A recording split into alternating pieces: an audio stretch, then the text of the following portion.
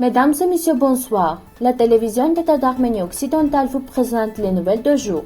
Découvrir l'Arménie occidentale, Malatya.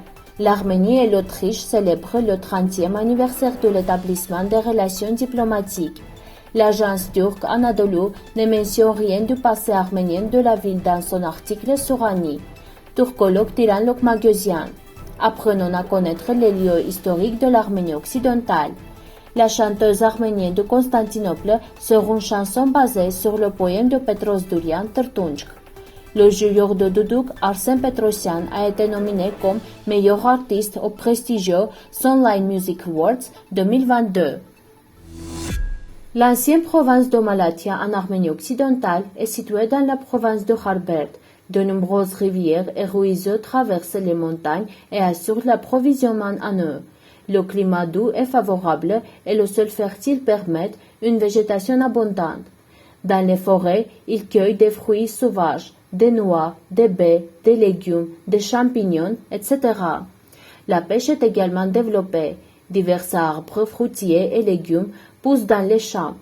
Les raisins et les abricots de Malatya revêtent une importance particulière pour leur abondance, leur variété et leur qualité. Située sur la route de la soie, Malatya est un carrefour commercial depuis l'Antiquité. La République d'Arménie et la République d'Autriche ont établi des relations diplomatiques bilatérales le 24 janvier 1992.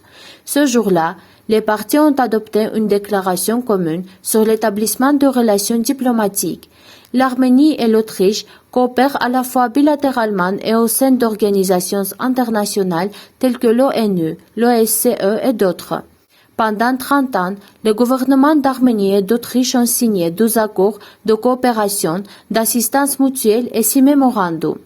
Les Arméniens se sont installés sur le territoire de l'Empire autrichien au XVIIe siècle.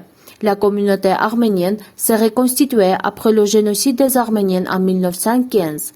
L'Autriche a reconnu le génocide des Arméniens le 22 avril 2015. L'agence de presse turque Anadolu a publié un article sur Ani. L'article, cependant, ne mentionne aucun mot sur le passé arménien de la ville. Il est mentionné que les ruines d'Ani sont attrayantes pour les touristes étrangers et l'occupent pendant les jours d'hiver. Les ruines d'Ani en Arménie occidentale, inscrites sur la liste du patrimoine mondial de l'UNESCO, se trouvent près de Kars. Il convient de noter que l'agence d'État turque évite toute mention des Arméniens dans ses publications sur Ani depuis des années, a écrit Sardar Korutchu dans le journal Agos en 2014. Dans un article intitulé « L'agence Anadolu a effacé les Arméniens de l'histoire ».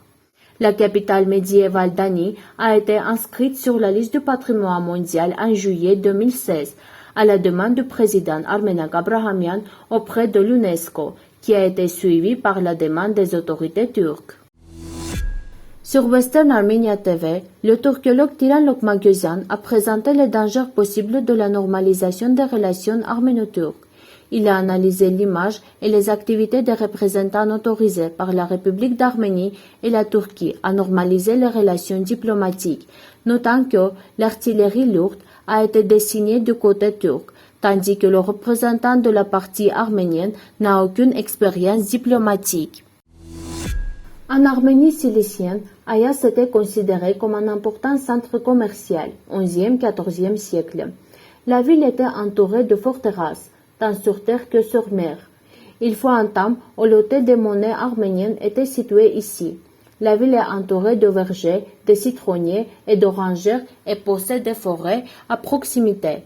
Elle participait au commerce de transit de l'Orient vers l'Europe. Les Italiens appelaient la ville l'Ayas. Elle possédait une puissante citadelle, dont seules des ruines ont survécu. La chanteuse arménienne Maral Ayvaz de Constantinople a sorti une chanson sur la célèbre œuvre du poète Tırtunçk à l'occasion du 177e anniversaire du poète Petros Dourian. La vidéo est disponible sur la chaîne YouTube officielle de Maral Ayvaz. La chanteuse dédie la chanson à tous ceux qui ont sacrifié leur vie pendant leur service militaire. Le poème Tırtunçk a été transformé en chanson par Noray Demirci. Cette œuvre est l'une des œuvres célèbres du poète mort en bas âge, chaque ligne exprimant le soupir sans fin de l'auteur. Tortunchk est le discours dédié de Petros Dourian. Avec cela, le poète rend audible la voix inaudible et lugubre des pauvres âmes avec des interprétations poétiques impressionnantes. Les Songline Music Awards sont une prestigieuse cérémonie internationale de remise de prix qui en est à sa 14e édition. Chaque année, le prix nommé des musiciens talentueux du monde entier est largement couvert par les médias internationaux. Arsène Petrosyan a été nommé dans la catégorie du meilleur artiste avec son album Spirit Way. Grâce à la victoire du musicien, la musique arménienne se répandra encore plus dans le monde et la victoire contribuera à la popularisation de notre culture. Il convient de noter que l'album Chemin de l'Esprit de Petrosyan, sorti à Londres, est largement diffusé dans le monde entier. Le mois prochain, Arsène partira en tournée dans plusieurs villes européennes à l'occasion de la sortie de l'album. Vous pouvez voter pour Arsène sur le lien suivant. Merci de votre fidélité et à la fin de notre émission, vous pourrez profiter d'une performance musique folklorique des Arméniens.